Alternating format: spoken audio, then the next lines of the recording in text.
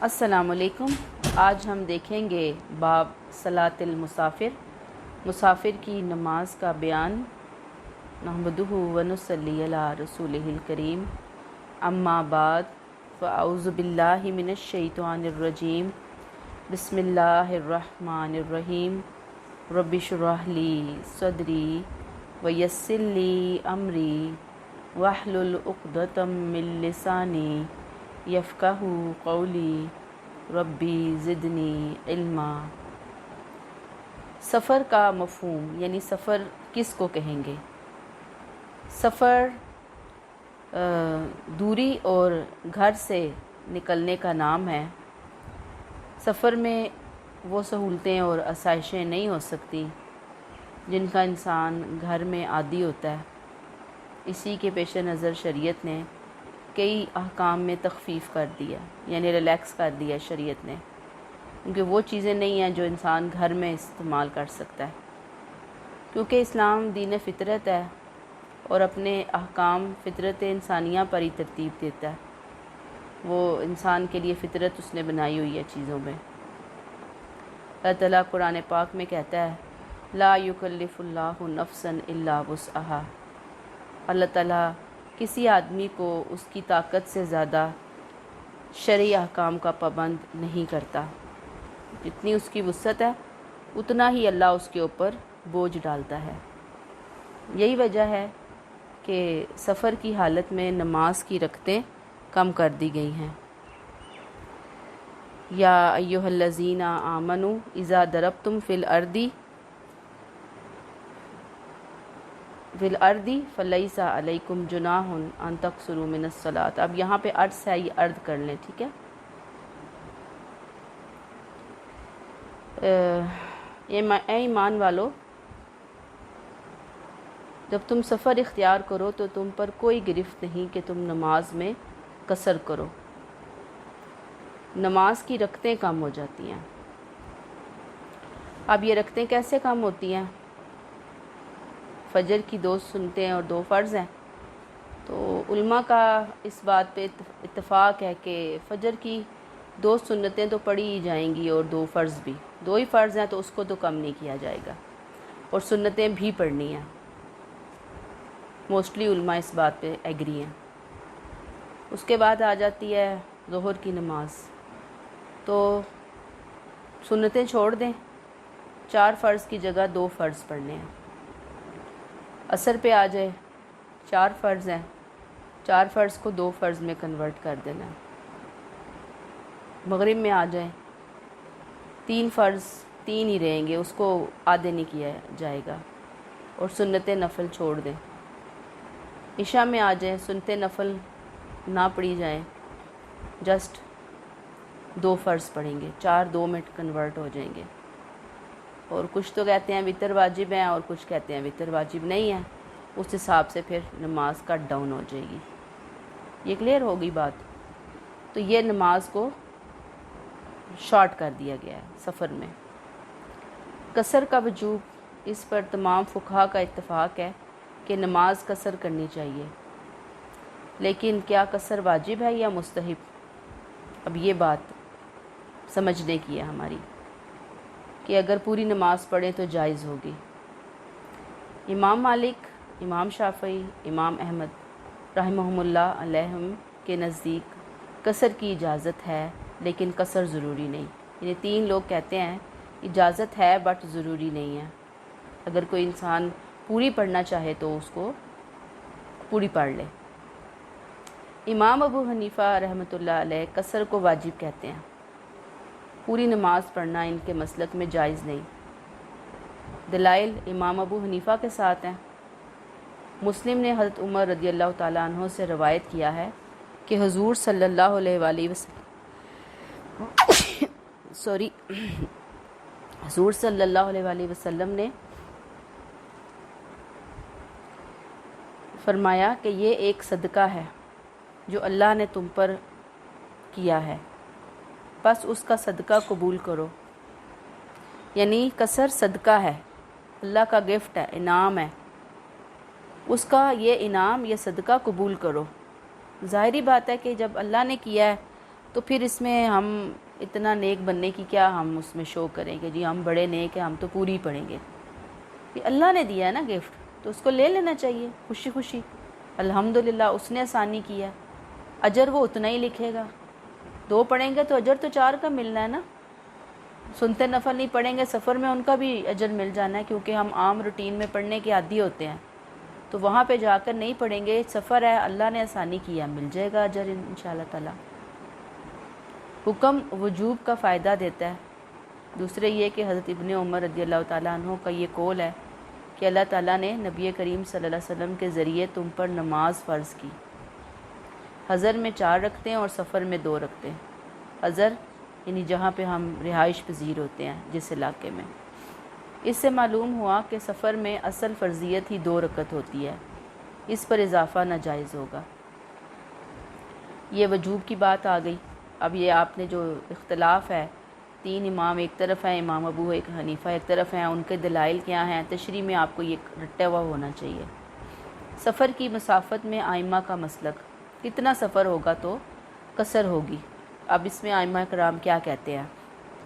احناف کے نزدیک جس مسافت یا فاصلے کو سفر کا نام دیا جا سکتا ہے وہ 3 دن کا درمیانی رفتار کا سفر ہے، جس میں نہ زیادہ تیزی ہو نہ زیادہ تاخیر. راتیں اس میں شامل نہیں ہیں کیونکہ راتیں آرام کے لیے ہوتی ہیں. تو یہ 16 فرسنگ یا 48 میل کا سفر شرعی لحاظ سے سفر شمار ہوگا، یہ ان کا خیال ہے. 48 مائلز. امام مالک، شافعی اور امام احمد بن حنبل رحمۃ اللہ علیہ کے نزدیک 2 دن یا 1 رات دن کا سفر قصر کے لیے کافی ہے. 2 دن یا 1 رات اور دن کا سفر یعنی 24 گھنٹے. اب مسافر جس جگہ ٹھہرنے کا ارادہ کرے تو بھی حالت سفر کے احکام بدل جاتے ہیں. احناف نے ٹھہرنے کی مدت 15 روز مقرر کی ہے، یعنی کم از کم 15 دن آپ ٹھہریں گے. 15 دن سے کم، 15 دن اور اس سے کم کی مدت تو آپ قصر نماز پڑھیں گے. لیکن آپ 15 دن سے اوپر ٹھہرے، آدھا دن، 1 دن، 16 دن، مہینہ، تو پھر قصر نہیں ہوگی. امام مالک، امام شافعی کے ہاں اگر 4 دن ٹھہرنے کا ارادہ کیا تو مقیم سمجھا، یعنی بس 4 دن تک اگر کہیں ٹھہر رہے ہیں تو قصر کریں گے. 4 دن سے 5واں دن ہوگا تو قصر ختم ہو جائے گی. امام احمد کے نزدیک اتنی مدت ٹھہرنے کا ارادہ ہو جس میں 20 نمازیں ادا کرنی پڑیں تو مقیم تصور کیا جائے گا. 20 نمازیں یعنی وہ بھی 4 دن کی ہی بات ہے نا، 20 5 کا 20 5 روز کی پڑھیں گے. سیم ان کی بھی وہی امام مالک امام شافعی والی رائے ہے. ٹھیک ہے. اگر مسلمان کسی علاقے میں جہاد کی خاطر جائیں تو جس قدر مدت وہاں ٹھہریں گے قصر ہی پڑھتے رہیں گے، کیونکہ جہاد میں تو انسان کو ٹائم پیریڈ نہیں معلوم ہوتا کہ کب لڑائی ختم ہوگی اور کب یہاں سے قافلہ کوچ کرے گا. تو اگر وہ 10 سال بھی وہاں پہ رہے اس میدان جنگ میں، جس میں آج کل ہو کے اب جنگ اب دیکھیں کس کروٹ ختم ہوتی ہے کیا ہوتا ہے، تو وہاں پہ قصر ہی پڑی جائے گی. اب اس میں دیکھیں نا، اس زمانے میں تو اونٹ وغیرہ چلتے تھے یا پیدل انسان چلتا تھا، تو یہ 48 میل ہے. تو آج کل تو گاڑیوں میں 48 میل، یہ چھٹیوں میں ہم سفر طے کر لیتے ہیں. تو آج جو ہیں علماء کرام بس یہی کہتے ہیں کہ ہم جب گھر سے نکلے ہیں کہ 48 میل، یعنی جیسے سپوز یہاں سے میں نے اسلام آباد کا سفر کیا، تو اگر انسان چاہے تو یہاں پہ بھی قصر کر سکتا ہے. یعنی 1 گھنٹے کی مسافت ہے نا، میرے گھر سے 1.25 گھنٹہ اسلام آباد دور ہے، تو 1 گھنٹہ 1.25 گھنٹہ اگر میں دور جا رہی ہوں، مری جا رہی ہوں، سپوز آپ لوگ واک اینڈ کی طرف جا رہے ہیں، سپوز آپ لوگ پشاور لاہور تو چلے ہیں ہی تھوڑے دور دور نا، تو یہ جب آپ نکلیں گے نا اپنے گھر سے تو بس پھر راستے میں اپنے علاقے سے باہر نکلتے ہی، مسلم ٹاؤن سے باہر نکلتے ہی آپ قصر نماز سٹارٹ کر سکتے ہیں. اس باب میں مندرجہ ذیل مسائل بیان ہوئے ہیں. نمبر 1، جس سفر سے احکام شریعہ میں تبدیلی واقع ہوتی ہے اس کا فاصلہ 3 دن اونٹ کی رفتار سے یا انسان کے پیدل چلنے کا اندازہ ہے، اور اس میں پانی کا سفر معتبر نہیں، یعنی کشتی کا سفر یہ کہتے ہیں نہیں ہوگا. نمبر 2، احناف کے نزدیک 4 رکعت والی نماز میں قصر نماز 2 رکعت فرض ہے، اس سے زیادہ جائز نہیں. اگر 4 رکعت پڑھ لے اور درمیان میں دوسری رکعت پر قاعدہ کیا تھا تو 2 رکعت فرض اور باقی 2 نفل ادا ہو جائیں گی. اگر دوسری رکعت پر قاعدہ نہیں کیا تو اس کی فرض نماز باطل ہو گئی اور چاروں رکعتیں نفل میں تبدیل ہو گئیں۔ جب مسافر اپنے شہر کے گھروں سے آگے بڑھ جائے تو نماز قصر پڑھے، یعنی میں نے آپ کو بتایا مسلم ٹاؤن سے نکلیں گے ہی نماز قصر سٹارٹ۔ جب کسی جگہ 15 روز یا اس سے زیادہ ٹھہرنے کا ارادہ ہو تو پوری نماز، یعنی 15 دن پلس آگے۔ اگر کسی مقام پر 15 دن ٹھہرنے کا ارادہ نہ ہو بلکہ یہ خیال ہو کہ آج یا کل چلا جاؤں گا تو 2 رکعت ہی پڑھے، اگرچہ وہاں سالوں تک مقیم رہے۔ اگر اسلامی فوج دشمن کی سرزمین میں داخل ہو کر یہ نیت کرے کہ 15 دن ٹھہریں گے تو نماز قصر کریں۔ پھر مسافر مقتدی امام کے پیچھے پوری نماز پڑھے، یعنی آپ کہیں گئے ہیں سفر میں، سپوز آپ گجر خان گئے ہیں اور وہاں پہ جا کر ان کی مسجد میں نماز ادا کرنی ہے، تو وہ تو جو مولوی صاحب ہیں وہ اسی علاقے کے رہنے والے ہیں نا، تو ان کو مقیم امام کہیں گے۔ تو یہ جو مسافر ہے ان کے پیچھے جا کر اگر جماعت سے کھڑا ہوا ہے تو پھر اس کو پوری ہی نماز پڑھنی ہے۔ اگر امام کوئی فوت شدہ نماز پڑھا رہا ہے اور مسافر اس کی ابتدا میں وقتی نماز پڑھنا چاہتا ہے تو اس کی نماز جائز نہیں ہوگی۔ ظاہری بات ہے کہ اس نے اپنی ظہر پڑھنی ہے اور امام فجر کوئی پڑھا رہے ہیں، یا اس نے اپنی عصر پڑھنی ہے، امام صاحب کوئی فوت ہوئی ہوئی قضا ظہر پڑھا رہے ہیں، تو نماز جائز نہیں ہوگی۔ جب مسافر مقیم لوگوں کی امامت کرائے تو 2 رکعت پڑھائے، یعنی یہاں سے کوئی بندہ گیا ہے پشاور تو اس نے لوگوں نے کہا کہ آئیں آپ جماعت کروائیں، تو جب وہ جماعت کرائے گا تو 2 رکعت کی ہی جماعت کرائے گا۔ مقیم لوگ پھر اپنی نماز 4 رکعت پوری کریں گے۔ مستحب یہ ہے کہ جو مسافر ہے وہ اپنے ان لوگوں کو کہہ دے کہ اپنی نماز پوری کرو، ہم مسافر ہیں، یعنی 2 رکعت یہ پڑھ کر سائڈ پہ ہو جائے گا اور مسافر لوگ جو ہیں وہ اپنی 2 رکعت ایکسٹرا خود پڑھیں گے، وہ نہیں سلام پھیریں گے۔ مسافر جب اپنے شہر میں داخل ہو تو پوری نماز پڑھے، اگرچہ ٹھہرنے کی نیت نہ ہو۔ اب یہ بھی ایک مسئلہ ہے، مثلا آپ کا ایک گھر جو ہے وہ مری میں ہے اور ایک گھر آپ کا یہاں پہ ہے، وہ بھی اپنا گھر ہے اور یہاں پہ بھی آپ کرائے پہ رہ رہے ہیں یا اپنا ہے۔ اب آپ کبھی کبھار وہاں جاتے ہیں، تو آپ جب وہاں پہ گئے ہیں تو مطلب اپنے شہر میں گئے ہیں نا، تو انہوں نے کہا کہ وہاں پہ جب گئے ہیں اپنے شہر میں اپنے گھر میں تو پوری نماز پڑھنی ہے اگرچہ ٹھہرنے کی نیت نہ ہو، یعنی دیکھیں جب آپ گئے ہیں مری نہیں، آپ یہاں پہ رہے ہیں نا، تو آپ مری گئے ہیں یہاں آئے ہیں، اب آتے جاتے رہتے ہیں، تو اب اس میں جو رائے ہے نا ایک وہ یہی ہے کہ جب آپ یہاں پہ آ رہے ہیں نا، چاہے آپ تھوڑے دن کے لیے آ رہے ہیں، چاہے آپ 5 دن کے لیے آ رہے ہیں، 10 دن کے لیے آ رہے ہیں اپنے اس شہر میں، کیونکہ اب آپ کی مستقل رہائش زیادہ ٹائم مطلب 8 مہینے آپ یہاں گزارتے ہیں، 9 مہینے 3 مہینے وہاں گزارتے ہیں، تو جہاں آپ زیادہ ٹائم گزارتے ہیں یہ آپ کا اب شہر یہ والا ہے، تو پوری نماز پڑھنی ہے۔ جب کوئی شخص اپنے وطن کو چھوڑ کر کسی دوسرے شہر میں جا بسے، پھر جب پہلے وطن کا سفر کرے گا تو نماز قصر کرے گا۔ سپوز آپ مری گئے ہیں، 3 مہینے کے لیے آپ مری جاتے ہیں تو 3 مہینے کے لیے تو آپ قصر نہیں کریں گے، لیکن اگر آپ مری ویسے ہی گھومنے پھرنے گئے ہیں، آپ کا اپنا گھر ہے وہاں پر، تو وہاں پر آپ قصر ہی کریں گے۔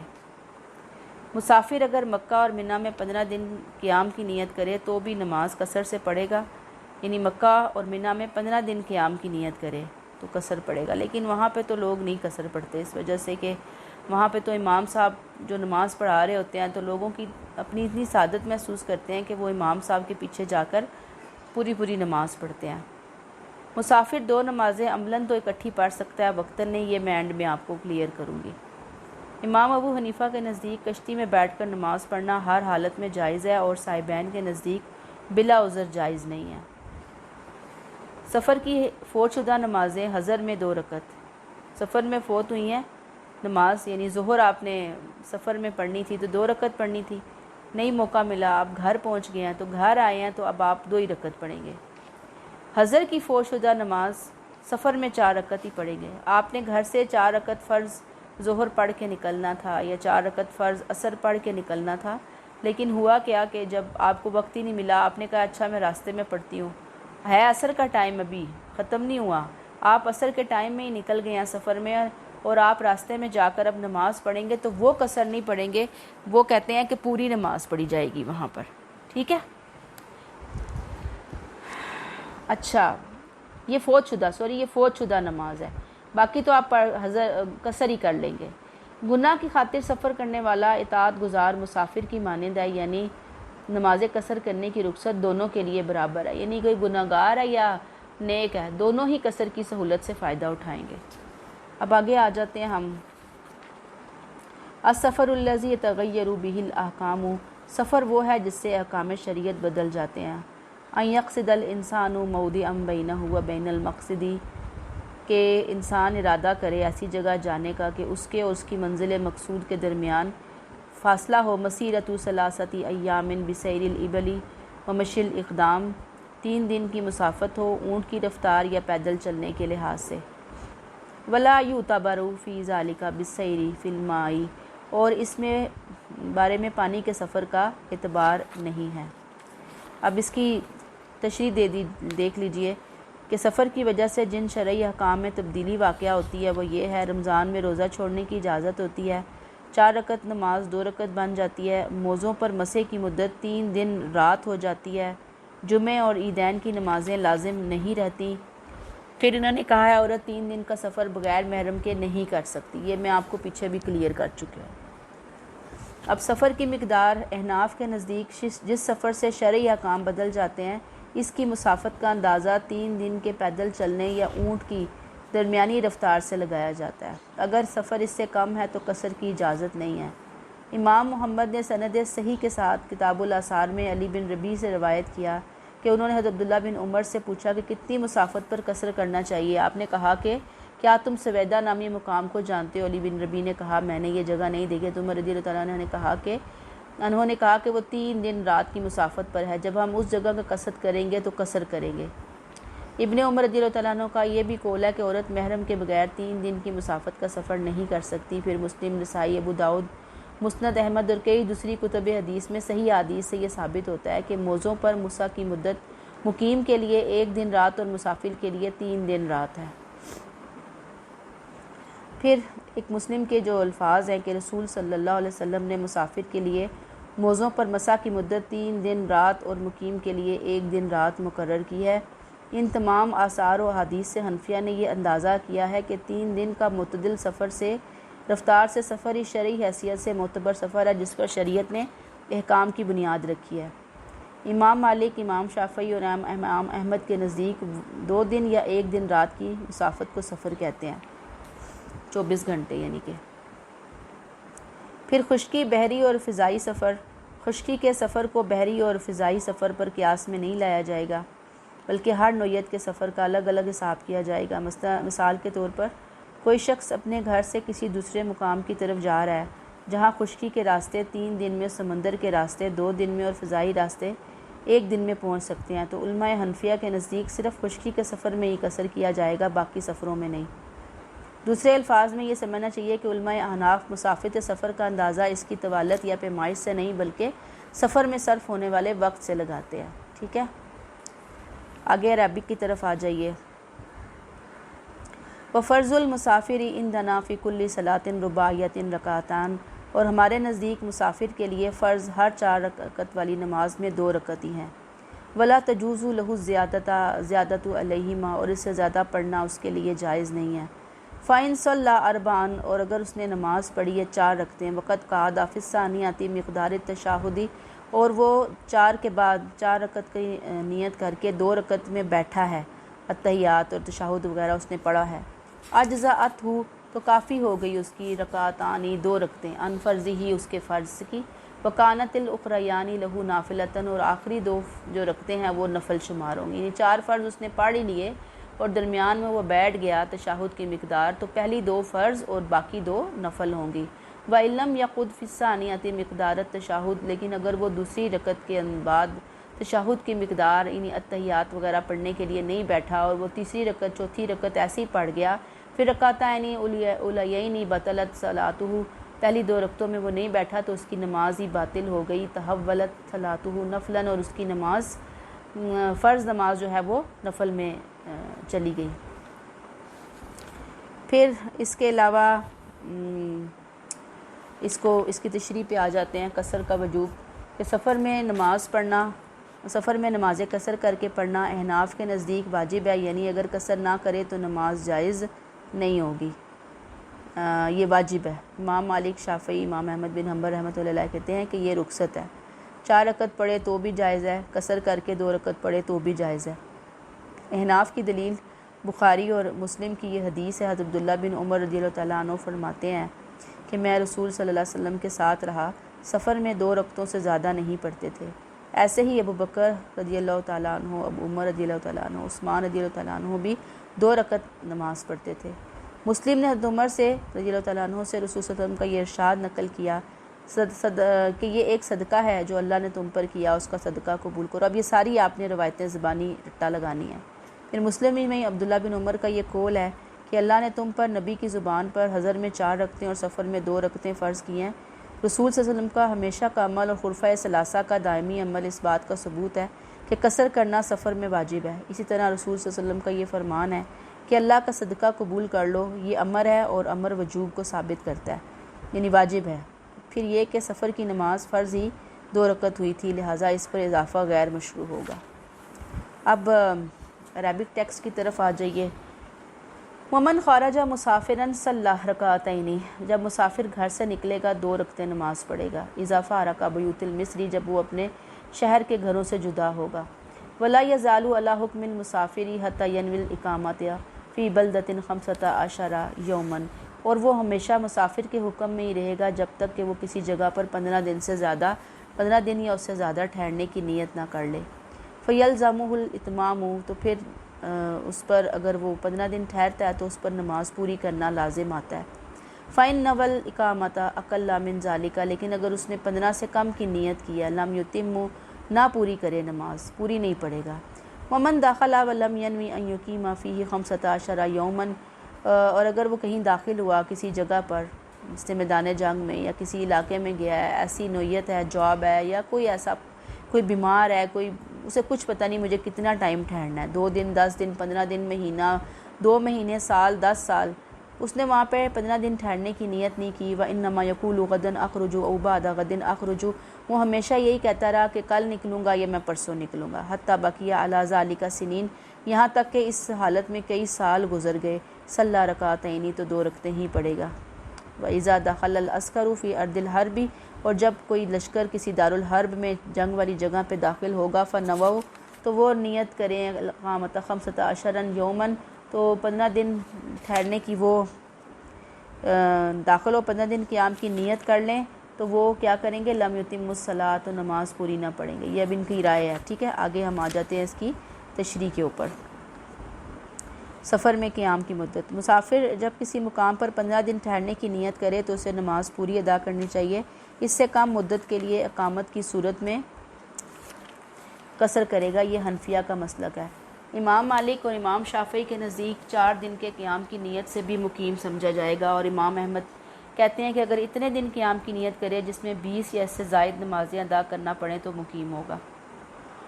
مدت اقامت کے متعلق رسول صلی اللہ علیہ وسلم سے کوئی صحیح حدیث منقول نہیں ہے۔ رسول صلی اللہ علیہ وسلم فتح مکہ کے موقع پر مکہ میں 15 اور بعض روایات کے مطابق 19 دن تک رہے، لیکن قصر کرتے رہے کیونکہ حالات ایسے تھے کہ قیام غیر یقینی تھا۔ احناف نے عبداللہ بن عمر رضی اللہ تعالیٰ عنہ کے عمل کو دلیل بنایا ہے۔ امام محمد نے ان سے نقل کیا ہے کہ جب وہ 15 دن ٹھہرنے کی نیت کر لیتے تو نماز پوری پڑھا کرتے تھے۔ پھر دارالحرب میں مسلمان فوج اگر 15 دن سے زائد ٹھہرنے کی نیت بھی کرے تو نماز قصر پڑھیں گے کیونکہ حالات غیر یقینی ہیں، اور آدمی یہ خیال کرے کہ کل چلا جاؤں یا پرسوں، چاہے کئی سال تک یہ کیفیت رہے تو نماز قصر پڑھی جائے گی۔ دارالحرب والا تو 15 دن ٹھہرنے کی نیت بھی کر لے تب بھی قصر کرے گا۔ باقی بندے کہیں پہ گئے ہیں، ڈیفینیٹ نہیں ہے وہاں پہ ٹھہرنا، حالات غیر یقینی ہیں، تو بے شک 10 سال بھی رہیں قصر کریں گے۔ سنن نسائی اور مسند احمد میں ہے کہ ابن عمر 6 ماہ تک آذربائیجان میں مقیم رہے کیونکہ برف باری نے راستے بند کر دیے تھے۔ آپ اس تمام عرصے میں قصر نماز پڑھتے رہے۔ غزوہ تبوک میں رسول صلی اللہ علیہ وسلم نے 20 دن قیام کیا لیکن نماز قصر ادا فرمائی۔ آگے آ جائیے پھر عربک کی طرف۔ وَإِذَا دَخَلَ الْمُسَافِرُ فِي صَلَاةِ الْمُقِيمِ، اگر کوئی مسافر مقیم کی نماز میں شامل ہوا، مع بقاء الوقت، کہ باقی رہنے والا وقت تھا، ظہر کے وقت داخل ہوا، ابھی ظہر کا ٹائم تھا، عصر کا وقت تھا، عصر کا ٹائم تھا، اتم الصلاۃ، تو پوری نماز پڑھے۔ یعنی کہ جب ظاہری بات ہے کہ مسافر کسی مقامی شخص کے پیچھے، امام صاحب کے پیچھے نماز پڑھ رہا ہے تو پھر پوری پڑھے گا۔ وَإِن دَخَلَ مَعَهُ فِي فَائِتَاتِ، لیکن اگر امام صاحب جو ہیں مقامی وہ کوئی فوت نماز پڑھ رہے ہیں لم تجز صلاتہ خلفہ، تو اس مسافر کی نماز اس کے پیچھے نہیں ہوگی۔ یہ میں پیچھے آپ کو کلیئر کر کے آئی ہوں۔ وَإِذَا صَلَّى الْمُسَافِرَ بِالْمُقِيمَيْنِ صَلَّى رَكَعَتَيْنِ، اور جب اگر نماز پڑھے کوئی مسافر، پڑھائے مسافر مقامی لوگوں کو، تو نماز پڑھائے گا رکعتین 2 رکعتیں، وسلم اور سلام پھیرے گا۔ ثم اتم المقیمون صلاتہم، اور مقامی لوگ جو ہیں وہ اپنی نماز پوری کریں گے، باقی 2 رکعت یا 1 رکعت ہے، 2 رکعت ہیں، 2 رکعت ہے، 3 تو وہ فرض پوری پڑے گا نا۔ وَيَسْتَحِبُّ لَهُ، اور اس کے لیے مستحب ہے مسافر کے لیے، اذا سلم یقول لهم اتموا صلاتکم فإن قوم سفر، جب مسافر کسی مقامی کو نماز پڑھائے گا مقامی لوگوں کو، تو وہ 2 رکعت کے بعد جب سلام پھیرے گا تو وہ مقامیوں کو کہے کہ تم لوگ اپنی نماز پوری کر لو، ہم تو مسافر ہیں۔ پھر اس کو دیکھ لیں ذرا آگے، مسافر کی مقیم امام کے پیچھے نماز۔ مقیم امام کے پیچھے مسافر مقتدی پوری نماز پڑھے۔ امام مالک نے موطا میں نقل کیا ہے کہ عبداللہ بن عمر رضی اللہ تعالیٰ عنہ حج کے موقع پر مکہ میں امام کے پیچھے پوری نماز پڑھتے، اکیلے پڑھتے تو 2 رکعت پڑھتے تھے۔ پھر مقیم امام کے پیچھے مسافر مقتدی فوت شدہ نماز ادا کرنا چاہے تو اس کی نماز جائز نہ ہوگی، کیونکہ امام کی نماز 4 رکعت ہوگی جبکہ مقتدی کی نماز صرف 2 رکعت ہوگی، جبکہ دونوں نمازوں کی نوعیت مختلف ہونے کی وجہ سے مقتدی کی نماز باطل ہوگی۔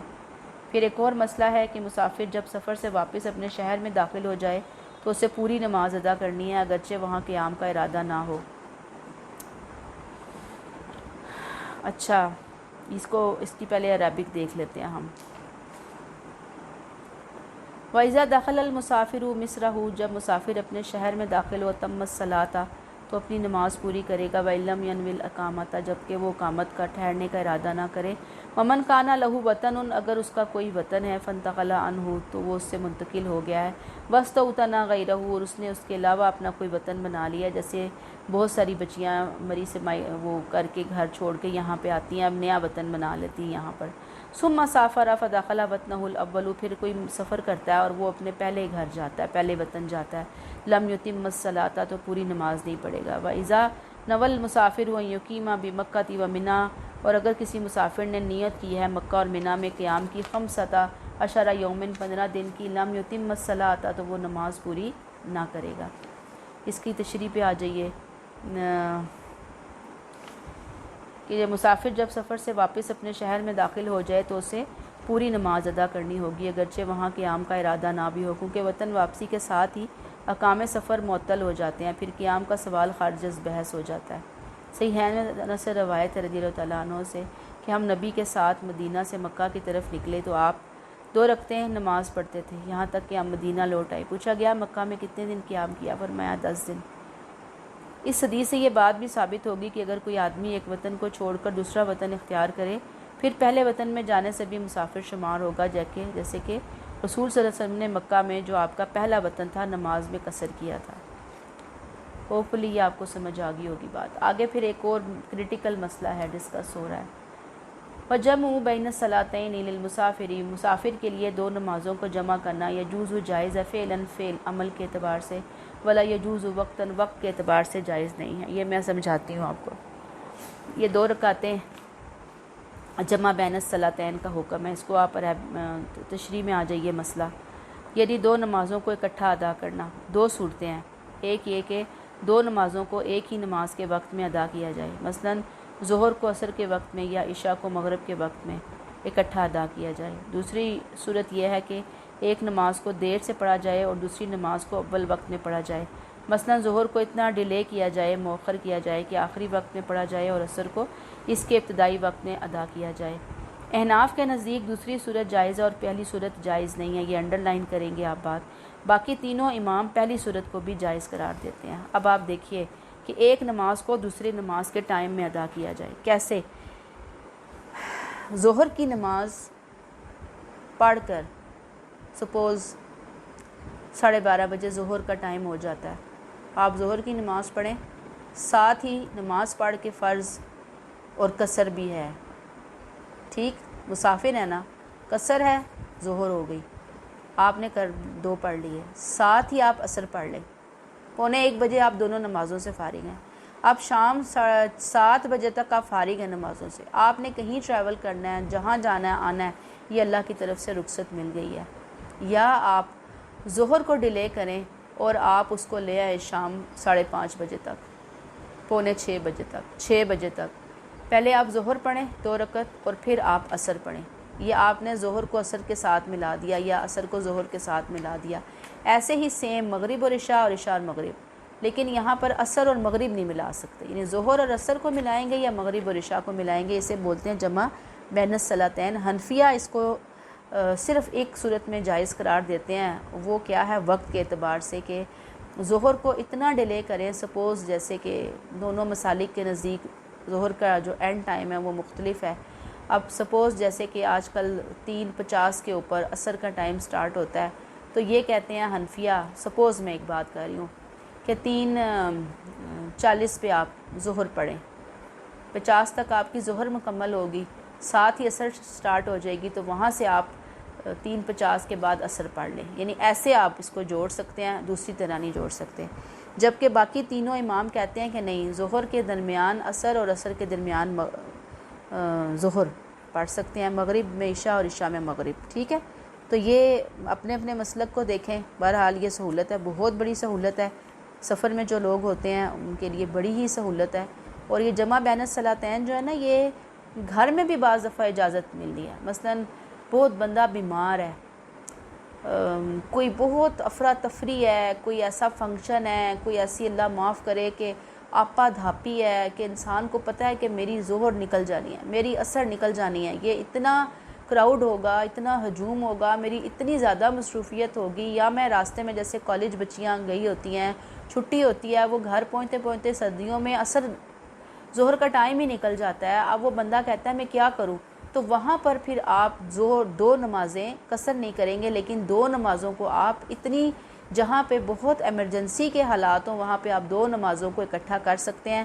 حنفیہ اس کو جائز قرار نہیں دیتے، لیکن باقی امام اس کو جائز قرار دیتے ہیں۔ بخاری میں انس سے روایت ہے کہ جب رسول صلی اللہ علیہ وسلم سورج کے ڈھلنے سے پہلے کسی سفر پر روانہ ہوتے تو ظہر کو عصر تک مؤخر کر دیتے، پھر اتر پڑتے اور دونوں نمازوں کو اکٹھا ادا فرماتے۔ اس حدیث سے یہ معلوم ہوتا ہے کہ جمع صورتاً ہوتی تھی، حقیقت میں یہ دونوں نمازیں اپنے اپنے وقت میں ہی ادا کی جاتی تھی، یہ ان کی رائے ہے، ٹھیک ہے؟ مسلم کی ایک اور حدیث ہے کہ یہ والے جو الفاظ ہیں کہ آپ صلی اللہ علیہ وسلم جب سفر میں دونوں نمازوں کو جمع کرنے کا ارادہ کرتے تو ظہر کو مؤخر کر دیتے تھے۔ ان دونوں حدیثوں سے زیادہ واضح حضرت عبداللہ بن مسعود کی حدیث ہے، جسے بخاری، مسلم، ابو داؤد اور طحاوی نے روایت کیا ہے۔